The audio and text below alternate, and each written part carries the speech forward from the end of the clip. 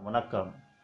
Greet विल्डर्स Dutch के प्रधानमंत्री, जो कि राइट विंगर के माने जाते हैं, उन्होंने इलीगल माइग्रेंट्स पर और जिस तरह से इस्लामिक मुल्कों से लोग आते हैं और जाकर यूरोप के अलग अलग देशों में जाकर रहने लगते हैं, बसते हैं, तो उनसे उनके यहाँ जो अलग अलग तरह की विपरीत स्थिति पैदा हुई है, इसके विरोध में वो थे और उनकी सरकार बनी कुछ समय पहले और उनको लगातार धमकियां दी जा रही हैं, उनके खिलाफ फतवे जारी किए जा रहे हैं।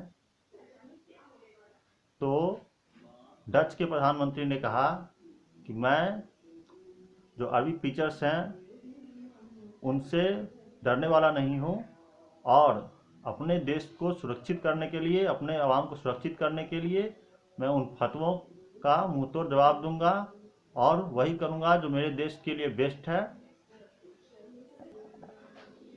भारत के साथ ये समस्या है, यूनाइटेड स्टेट्स ऑफ अमेरिका के साथ भी समस्या है। तो यूएसए हो, भारत में भी इलीगल माइग्रेंट्स के तौर पर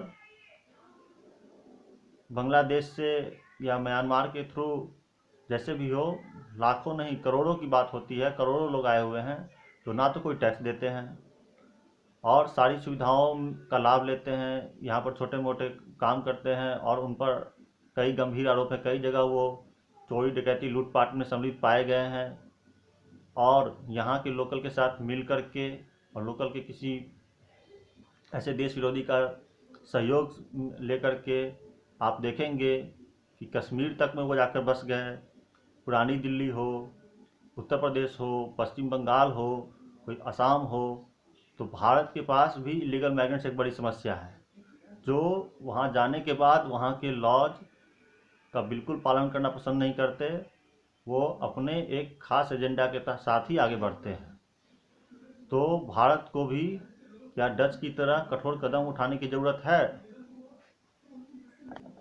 इस तरह से इन माइग्रेंट्स को, ख़ास तौर पर इस्लामिक मुल्क से आए हैं, उनको रोकने के लिए डच के प्रधानमंत्री और इटालियन पीएम दोनों ने एक बार साझा मुलाकात की और इसमें बात को स्पष्ट करना चाहा और भारत से भी कई बार इस पर बातचीत हुई है।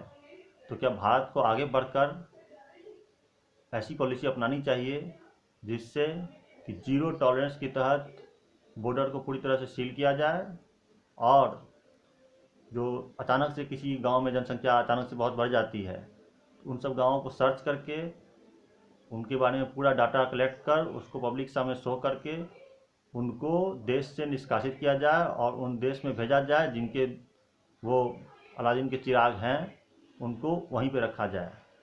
तो डच के प्रधानमंत्री के द्वारा ये कहा जाना कि लगातार जो उनके ऊपर फतवा जारी हो रहा है अलग अलग देशों से, आप अपने देश में रखें ना।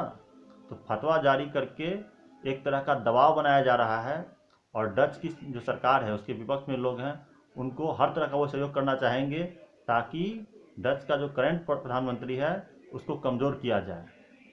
जैसे महंगाई की बात करेंगे, पेट्रोल महंगा हो गया है, सड़क बंद कर दो, ये कानून पक्ष में नहीं, इसको सड़क बंद कर दो। गाड़ियों में आग लगाने की जैसी घटनाएं होंगी, जो गवर्नमेंट एजेंसी हैं उसको ठप करने का प्रयास होगा, क्योंकि जहाँ जहाँ माइग्रेंट्स गए हैं वहाँ पर क्राइम बहुत ज़्यादा बढ़ चुका है। तो क्या कानून पहले सक्षम नहीं थे? कानून उनके लिए सक्षम थे और कानून का वो पालन कर रहे थे, पर जिनको वो कानून मानना नहीं है वो उनके अवाम के बीच में जाना क्यों चाहते हैं? और वो अगर गए हैं तो कब लौटेंगे? कोई इसकी समय सीमा है? सही को सुनिए, सही को चुनिए।